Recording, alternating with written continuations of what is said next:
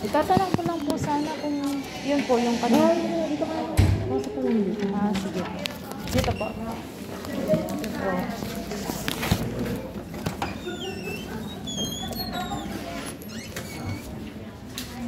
Papapasana all lang ako. Good morning po. Good morning, ma'am. Tatanong ko lang po about po sa billing update po namin. Kung 50K po ba talaga yung required na i-deposit or meron pa pong mas lower pa doon? Kunyari po 30 or something 20, ganun po. Kasi ma'am ganito, wala ka pa lumalabas sa deposit kasi Opo. 137 ang running bill nyo. Opo. Kaya 50 ang required deposit.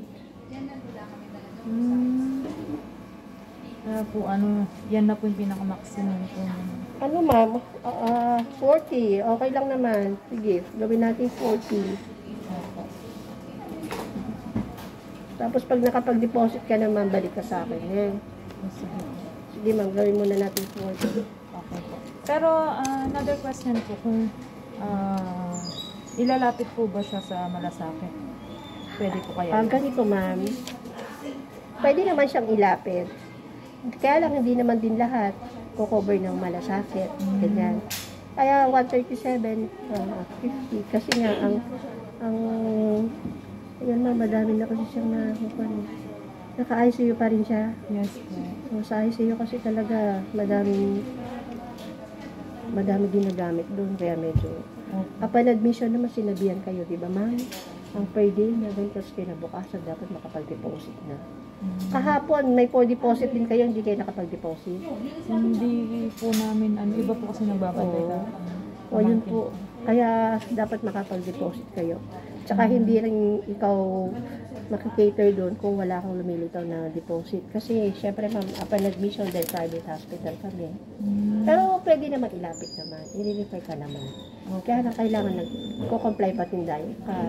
Comply pa rin tayo dun sa deposit. Para hindi ka makuklose sa pharmacy. Opo. Kunyari po, nahanapan po siya ng paraan ng pagbabayad po ng deposit.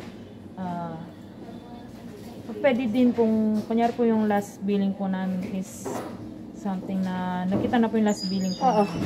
Maano po ba sa malasakit siya? Oo naman. Maliles po kahit nag-deposit. Oo naman.